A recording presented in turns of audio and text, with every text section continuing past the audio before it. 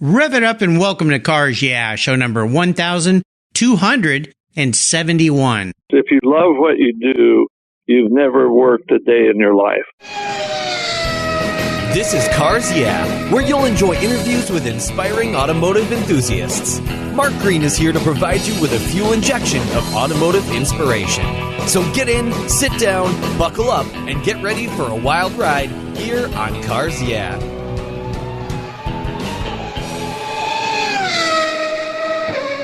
Hello, automotive enthusiasts. I'm revved up and so excited to introduce today's very special guest calling in from beautiful Miami, Florida, Dr. Stephen Olvey. Stephen, are you buckled up and ready for a fun ride? Yes, I am. All right. Dr. Stephen Olvey has been involved in saving lives and improving safety in motorsports for nearly 50 years. His primary role as medical director for the championship auto racing teams known as CART Racing Series in the U.S., a position he held from 1979 to 2003. Stephen remains active in motorsports as a member of the Fédération Internationale de l'Automobile. My French is terrible. I apologize for that. Medical Commission, a consultant to the Indy Car Series, and motorsports director of University of Miami Concussion Program.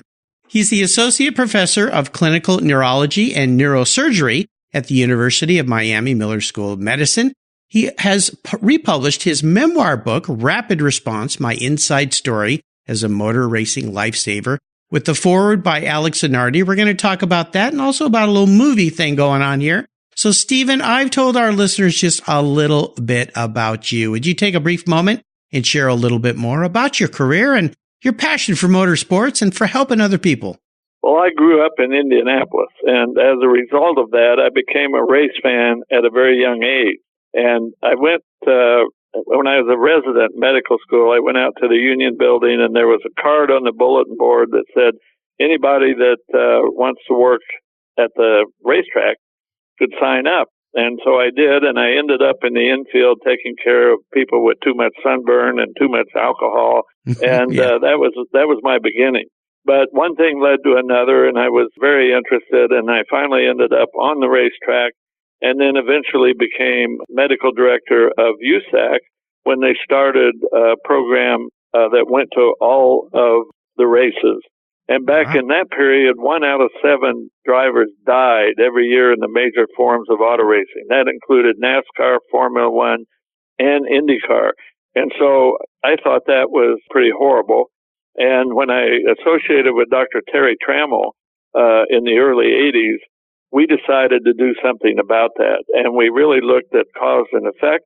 And we started a program that still exists today to try to make things a lot better. And I think everybody knows, not just because of us, a whole lot of other people became involved, but racing is quite a bit safer than it used to be. Absolutely. Absolutely. Yeah. Those so-called good old days when it came to accidents were far from being good or even near good. It seemed like people were being severely injured and killed all the time. So many innovative things have come along, and not only what you guys did, but also the Hans device, which I understand the inventor and founder of that, we just recently lost him. But I would like to learn a lot more about how you've helped people as we move through your journey. But first, I'm going to ask you for a success quote or a mantra. This is some kind of saying that's been instrumental in forming your life and your success. It's a nice way to get the inspirational tires turning here on Cars Yeah. So, Stephen, take the wheel. Okay, I'm not really sure who made this quote, but it's, if you love what you do, you've never worked a day in your life. And yeah, I really like that because the efforts that I've put into motorsports safety, I never considered it work at all. It was a mission. I think we were, Dr. Trammell and I were both very successful at it. I have no hard feelings about the whole situation. You know, I think it's great. And you know who I think coined that original quote was Henry Ford. Now, some people may debate me on that, but I've heard that quote many, many times, and I've heard his name applied to that quote. But I would imagine being a physician, I mean, you've made a lifelong passion and pact to be learning, to help people. I have a lot of friends who are doctors. A shout out to my buddy Bill Morris, who's a neurosurgeon like you.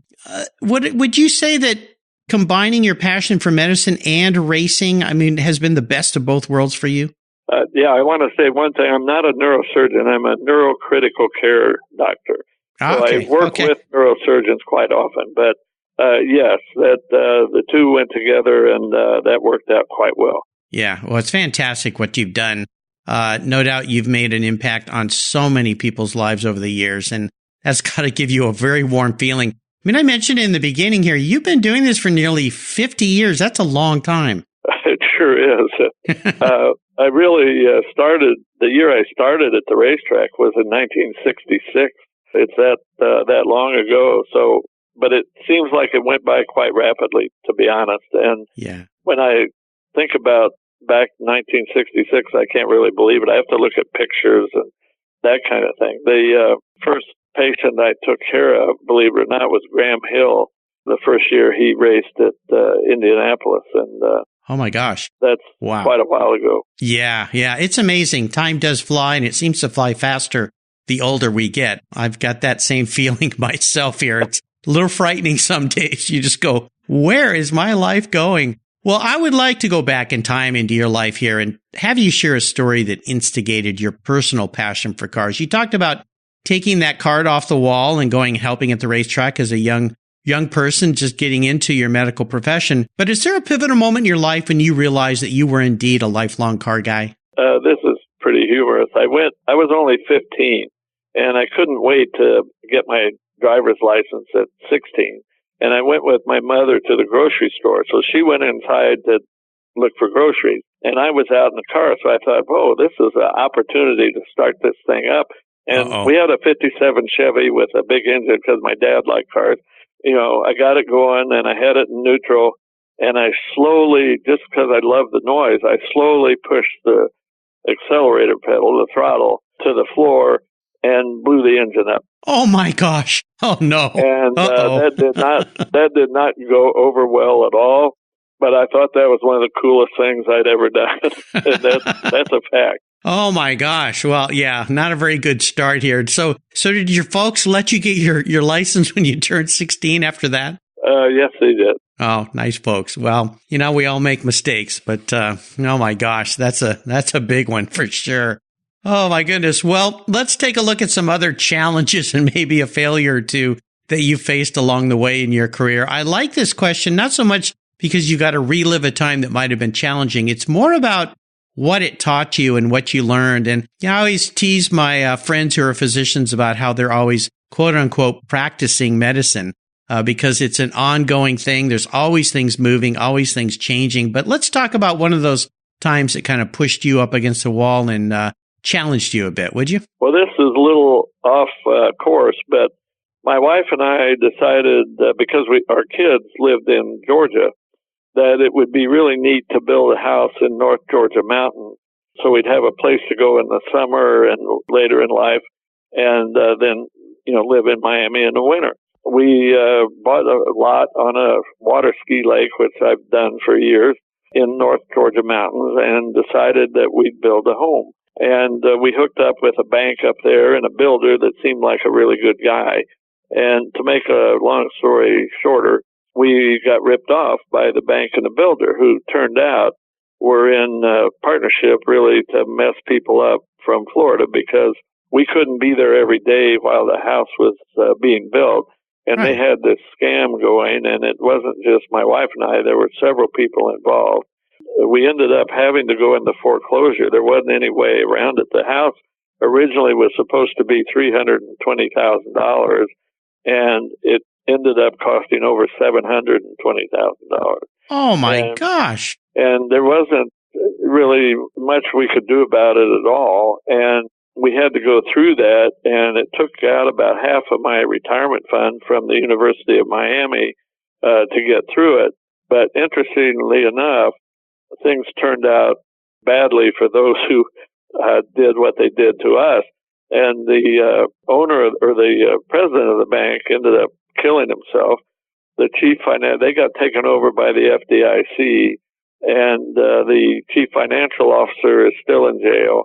The builder went to another state, tried to do the same thing, declared bankruptcy, came back to Georgia, and he was caught, and he's now in jail. And the vice president that was our loan officer, she ended up getting fired and did not have a very pleasant time after that. But, they all got in trouble, but we were the ones left holding the bag, so to speak, and it cost us a lot of money. And what we learned from that is don't trust a pretty face, don't trust a guy that seems like a really good guy. Really look into things and find out about what you're getting into, because we really got into a bad situation. Oh, that's horrible. I can't even imagine. Well, and that was going to be my next question is if you could go back to the beginning and do it again and be able to spot where the potential pitfalls were coming from, what were the things, or what are the things you might suggest to somebody who might be doing something similar? Because a lot of folks like us, baby boomers, and we're getting to a point in our lives where, we might be retiring, might want to build something elsewhere, move to that place. And yeah, you want to trust people, but this is a horrible story. So going back again, what are some things you advise people, other than not trusting a pretty face and a guy who says he's going to do, that might have warned you to what was coming? Well, that's basically it. What he did was build houses for people in Georgia, and he did a good job, and they liked him. So we only talked to a couple of people. They said, oh, yeah, he's a good guy. He builds great houses. But what he had figured out was he could really do it to people from Florida because they couldn't be up there often enough. And he made an arrangement. In fact, he and the vice president of the bank, the female, they were having an affair, but that's a whole nother story. Oh, my gosh. And so it gets better. So yeah. you really have to be suspicious. You have to get, you can't take people as they appear. You have to get somebody that knows the area, knows who's doing what, and safeguard yourself in any way you can, because it turns out, we found out this happens quite often, and especially in the areas of Alabama, Georgia, Tennessee, North and South Carolina.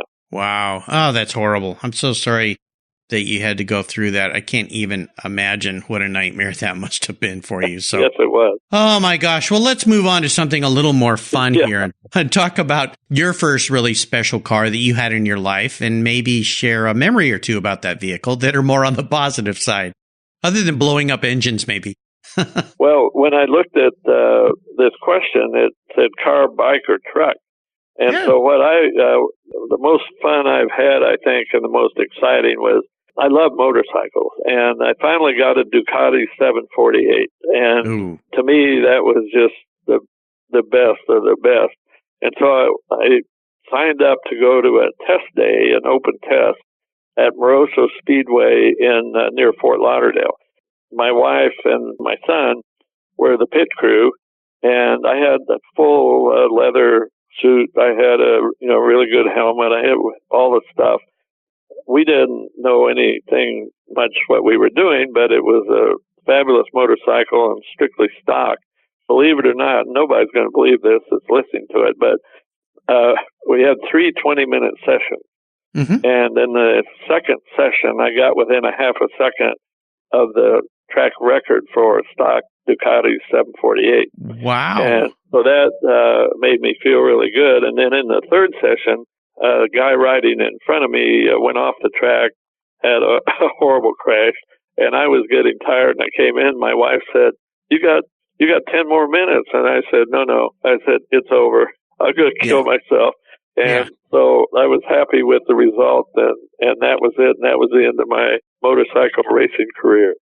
Well, 748, Duck, the Ducatis are awesome. I had a 750 Monster, but I also had an MV Agusta F4 that was a little more akin to your 748. But first and foremost, Stephen, I'm shocked that a guy who's into neurology would even get on a motorcycle. My friends that work in that field of medicine, when I got my bikes, they all said, don't ride a bike. You're crazy. I don't want you on my operating table. But I think a racetrack, and I've done some riding on racetracks on bikes, is a much, much safer place than the streets these days. That's for sure. Because the streets have just become crazy with people who are inattentive. I would only go out on the street on Sundays, basically, and I'd go into the Everglades where it was pretty reasonable. But my love for motorcycles came from being invited to Wally Dallenbach's Colorado 500 with a lot of famous motorcycle racers as well as a lot of race car drivers. Yeah. And Al Unser Sr. and Pancho Carter taught me how to ride a dirt bike. And I ended up going there for 10 years, and that's when I really fell in love with motorcycles. Yeah, they are fun. They are fun indeed. Well, how about seller's remorse? Is there a vehicle you've owned and let go that you really wish you had back? That has to be my 355 Ferrari F1. It went out of warranty, and I couldn't sleep at night because I was thinking, well, what if the paddle shifters go? What if the air conditioning goes? It's going to be several $1,000s. And I sold it to one of our surgery fellows, believe it or not. Mm-hmm. And after I sold it, I laid awake at night thinking, I shouldn't have sold that. I should have kept it.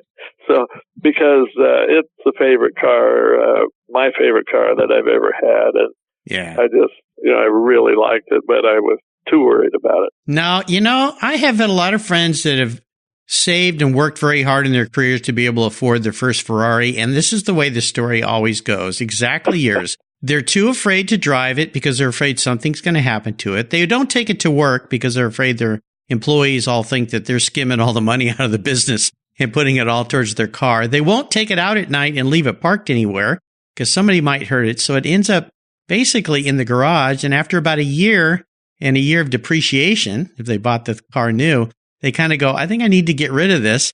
Kind of like dating a supermodel, if you will. But then as soon as they get rid of it, they want it back again. It's just the same cycle, the Ferrari cycle. Yeah, that's interesting that you've known about that often because I thought maybe I was the only guy, but... oh, no, you're not the only guy. No, there's a whole club. We could put a whole club together of you guys. Oh, yeah, I never drove it to work. I was afraid somebody ding it in the parking lot, and I ended up driving only on Saturdays and Sundays, and it got kind of ridiculous. Yep, that's the way it goes. I've heard it over and over. Well, at least you got to experience that, and that's what's great. Well, let's talk about this book.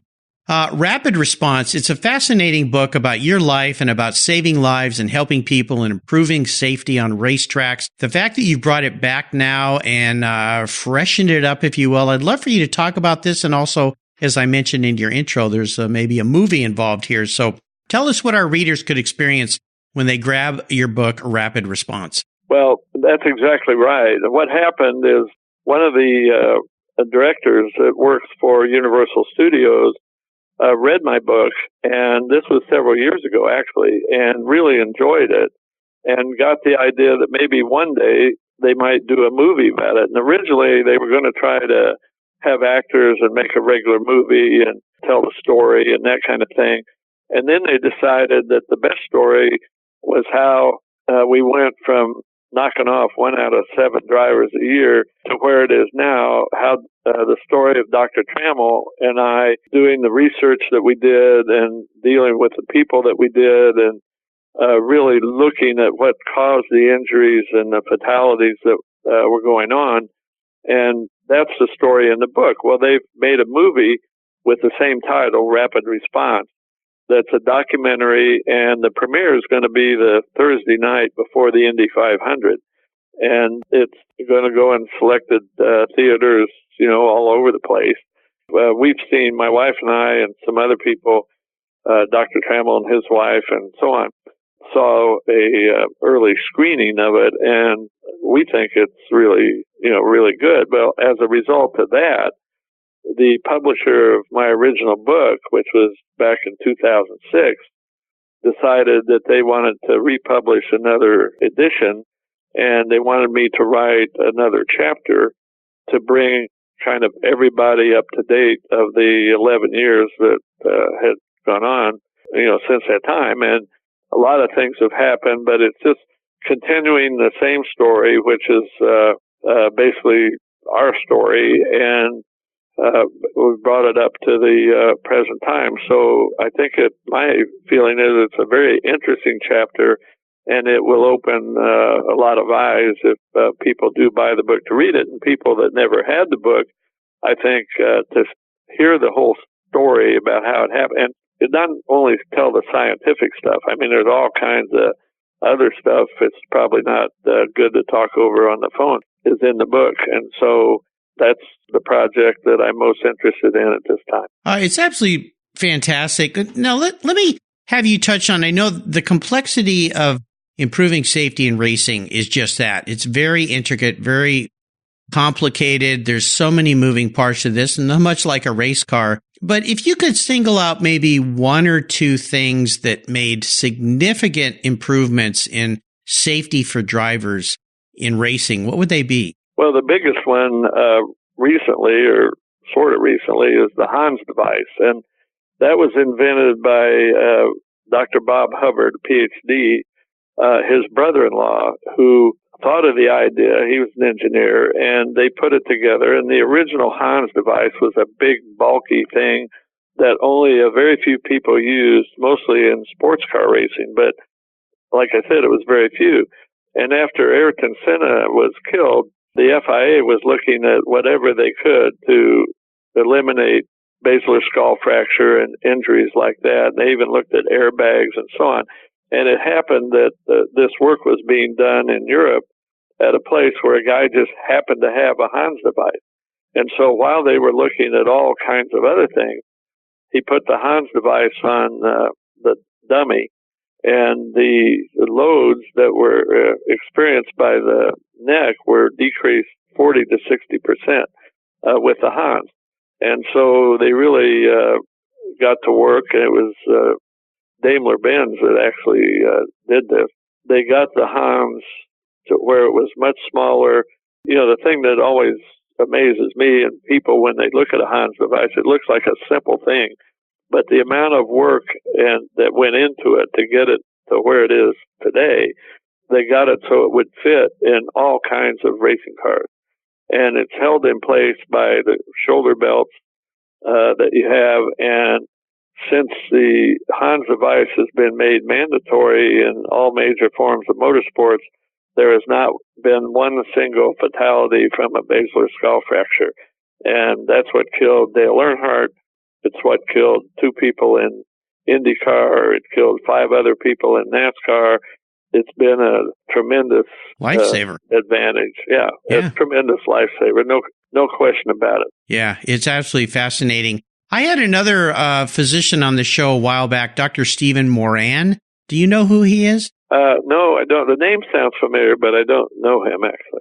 He's a fellow of the American College of Surgeons, and he is a gentleman who worked in the field of, or he still does, head injuries in auto collisions. And you mentioned Mercedes-Benz. He worked with Mercedes-Benz in working on how to improve accident situations, and it had to do with coming up with 3-point seatbelts and helping people. Now, this is more in just regular cars, people driving around, but they were seeing these trends over and over of what were killing people in car accidents and trying to say, well, look, let's figure out a way to stop that specific thing from happening, just like basilar injuries like you were talking about. So most definitely, I remember in the last few years that I was racing vintage cars, our group up here, the Sovereign Group, was starting to recommend, and I bought a Hans device.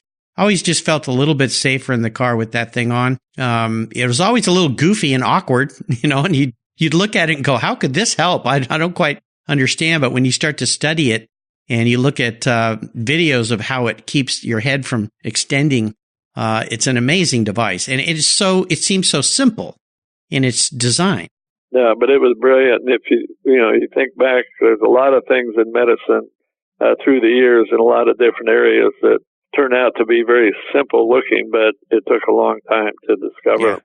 Yeah, and absolutely. We were the first, when I was medical director of CART, made it mandatory in 2002, and we were the first motorsports racing group that did that. And the next year, Formula One did, and it wasn't until after Dale Earnhardt was killed that NASCAR made it mandatory. Now everybody makes it mandatory. Right, yeah. It's absolutely fascinating. Well, again, the book is Rapid Response. I'll put links to where you can get your hands on a copy of this book. And, of course, we'll let you know through my social media when the film has come out so you can watch this. Absolutely fantastic. And kudos to you and your team and all the people you've worked with to make things safer for race car drivers. It's absolutely spectacular. Well, Stephen, up next is The Last Lap. Before we put the pedal to the metal, let's say thank you to today's Cars Yeah sponsors. Hey, Cars Yeah, I'm a huge fan of Covercraft. I've protected my vehicles with their products for decades. Want to keep your vehicle's interior looking new? It's easy with Covercraft seat covers. They'll protect your seats from the daily abuse of pets, children, weekend adventures, and even those everyday spills. It's a fast, easy, and inexpensive way to keep your vehicle looking new. All Covercraft seat covers are easy on, easy off design that are machine washable. You can choose from many fabric options, colors, and accessories, all designed and carefully sewn for your special vehicles. Their seat gloves are semi-custom fit for cars and trucks, and their seat savers, a favorite of mine, are custom tailored to fit your seats like a glove. Work truck seat covers are tough, durable, denim weight fabric. It's like putting a pair of rugged jeans on your truck's seats. Want to stay warm? Covercraft also offers seat heaters. Covercraft is the right choice. Learn more today at covercraft.com and tell them Mark at Cars Yeah sent you. That's covercraft.com. Are you looking for a way to get your products or services into the ears of thousands of automotive enthusiasts around the globe? I can help. This is Mark Green here at Cars Yeah, and I'd be honored to be an influencer and ambassador for your brand in a unique and personal way. 5 days a week, thousands of subscribers and listeners enjoy the Cars Yeah podcast and website. Contact me today and I'll show you how at mark@carsyeah.com or connect with me through the Cars Yeah website at carsyeah.com. Hey, Mark Green here from the Cars Yeah podcast. Did you know you can now see me on the Cars Yeah TV show? That's right. Cars Yeah is now on MAV TV. I visit some of the past Cars Yeah guests and take you along for the ride. Go to mavtv.com to learn more where you can enjoy Cars Yeah TV. MAV TV is also available on DirecTV, Fubo TV, Fios by Verizon, or you can stream it through mavtv.com online. And they said I only had a face for podcasting. All right, Stephen, we are back, and I have a very introspective question for you. If you woke up tomorrow and you were a vehicle parked in the garage, what would Stephen be and why? Well, this is kind of goofy. I liked a lot of different sports, and I liked too many sports. So I never became really, really good in any sport because I tried a little bit of everything. Mm-hmm. You can't be a jack of all trades. And if I was going to put it out to be a car, it would probably have to be a Jeep after World War II. It did a lot of things well, but it didn't do anything super well. And that's kind of the way I've been. I run in the middle of the pack. I've competed in water ski tournaments and sailboat races. Did win quite a few sailboat races, but not any big ones. And in water skiing, I was kind of in the middle of the pack, but I tried to do too many things. Well, you know what? You've had a pretty darn full life, though, so you've got to experience a lot of cool things. So we'll leave it at that. But I like the analogy of you being a Jeep. Can go anywhere, can kind of do everything. Maybe isn't the flashiest car in the block, but it can get the job done. So I like the way you thought that one through. Nicely done. Well, we are entering the last lap. The white flag's out. I'm going to fire off a series of questions and ask you to give our listeners some very quick blips of the throttle answers. So here we go. Well, what's the best automotive advice you've ever received? Well, it's to check everything for yourself. Don't listen to the sales. Well, you got to listen to the salesman, but you want to make sure what you're really getting into and whether the salesman is really telling you the things you need to know about the car. So it really pays off to take the time and the effort to find out everything you want to know. Otherwise, you'll end up being unhappy. Tales of a guy I once knew that talked about this horrible story about a house being built in the foothills comes to light when you offer that advice. So I think that's very, very good advice. Would you share one of your personal habits you believe has contributed to your many successes? Well, I can't stand failure, and I'll work hours on end to keep that from happening. And you're always going to have failures, but it really devastates me if and it didn't turn out right. And so I think that's the main one. There you go. Hard work and diligence, persistence, tenacity. That all works very well. How about a resource? There are so many great resources these days. Is there one in particular you'd like to share? The main thing is to listen to everybody. Because somebody kind of looks like a dork or somebody's a fashion model and you think, what does she know about anything important? And I've learned through the years, you can't believe how many people that you never expected would come up with some knowledge that was extremely helpful, worked out a problem you were trying to deal with, whether it was personal or something like that. So you can't blow people off. You have to give everybody time to express themselves. And I learned this taking care of patients, of course, but express themselves and so on. And you'll be amazed at how much you learn by doing that. Absolutely. Never judge a book by its cover. How about if I could wave a magic wand and arrange for you to sit down and have a drink with anyone in the automotive or racing industry or field, living or deceased? Who would that be? Enzo Ferrari. Ah, yeah.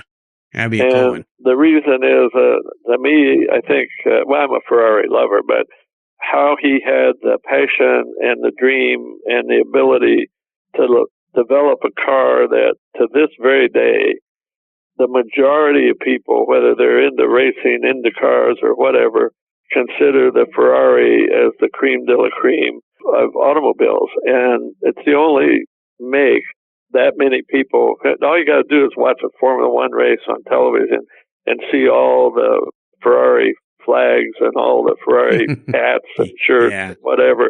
I mean, he had that vision, and I think it's fantastic, and I think it'd be great to be able to sit down and talk with him. Yeah, that'd be something for sure. Now, how about a book? Other than your book, and again, it's Rapid Response, My Inside Story as a Motor Racing Lifesaver. Is there another book you might want to recommend to our listeners? Well, I think one of the best, my favorite author is Ernest Hemingway, and I think The Old Man and the Sea is a sleeper, and it's a book that I think people need. It's a guy up against the mountain, and the lessons you can learn by reading that, I think, are terrific.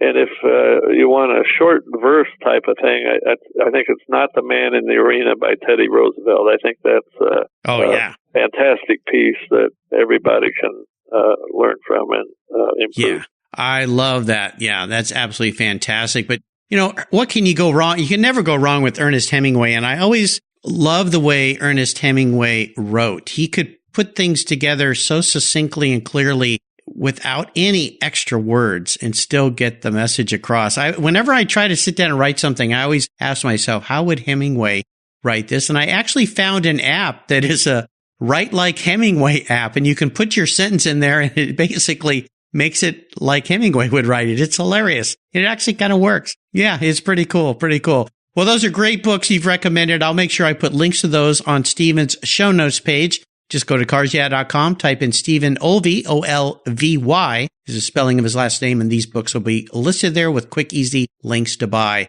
All right, Stephen, we're up to the checkered flag. This is something you've seen many times in your life, the checkered flag waving. I'm sure many times you were relieved when the cars passed that finish line and nobody had been in an accident. This question, though, can be a bit of a doozy. Today, I'm going to buy you any cool collector car on the planet. And if you want a motorcycle, I'll buy that for you too. But there's a couple rules to this game. You have to drive it. No garage queens here. I can't sell it to raise a lot of money or buy a lot of other toys with. That little trick's off the table. So if you pick a Ferrari GTO, you're stuck with a Ferrari GTO. Not that that would be bad. And it's the only collector car you can have in your garage. So you need to choose very wisely, my friend. It would be a Ferrari Testarossa. Really? Okay. What do you like about the Testarossa? There's only 3 or 4 left, so they're going to be hard to come by. Oh, now wait a minute. Let's talk about which one you're talking about. Are you talking about the one from the 50s? Yeah. Oh, okay.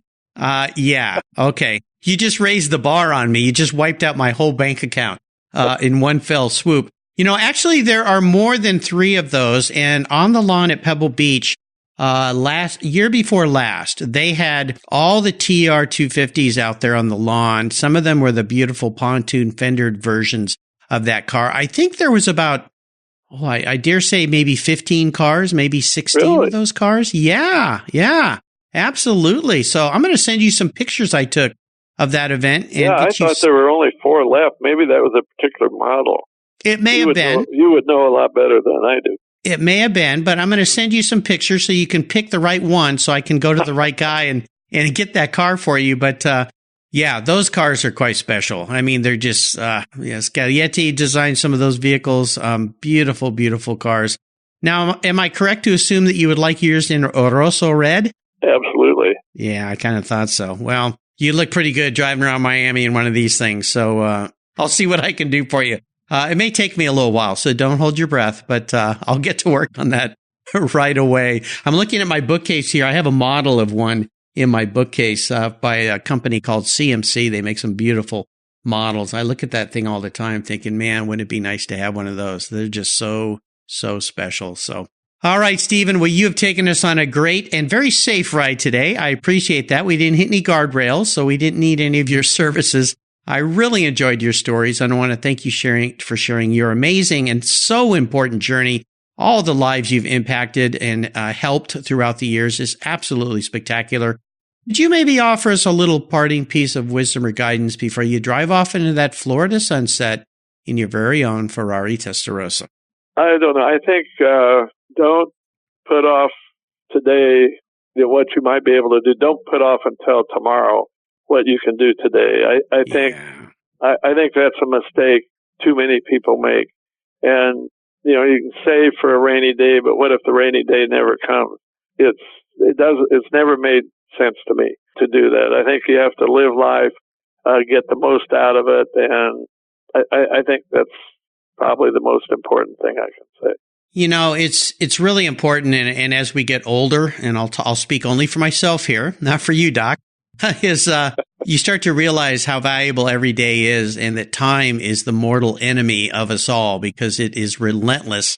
It does not stop. And as I have friends who are going through tough situations, I'll shout out to Keith Martin of Sports Car Market Magazine. He's coming back from a serious stroke. I got an email from him today that he's doing quite well, and he's able to go back home finally after about 7 or 8 weeks in rehab.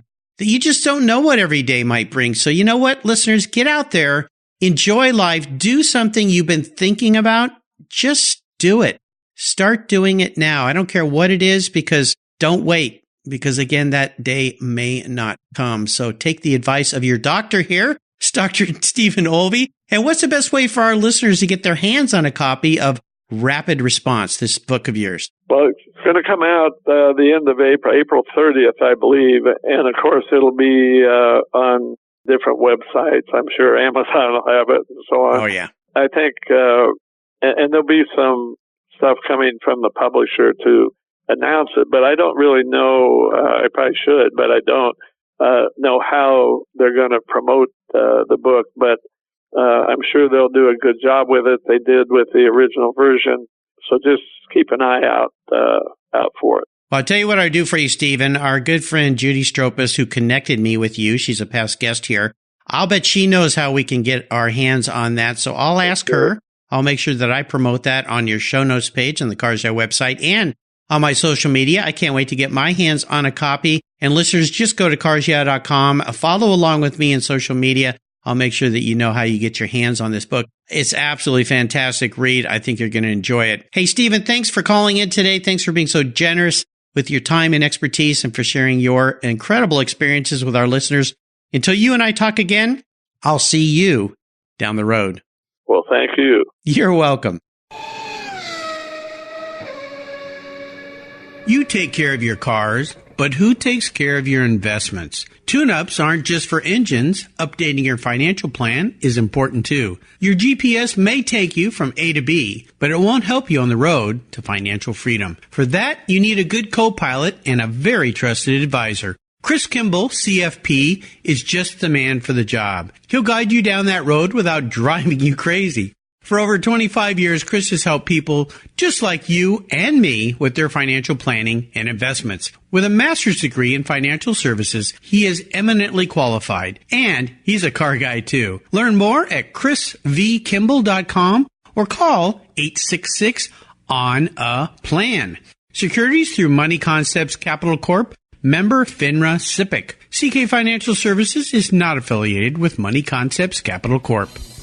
Thank you so much for joining us on today's ride here at Cars Yeah. Drive on over to carsyeah.com to find show notes and inspiring automotive fun. Download your free copy of Filler Up, a fun book filled with gorgeous photographs of fuel filler fun, including quotes from more inspiring automotive enthusiasts. Download your copy today, and we'll see you next time on Cars Yeah!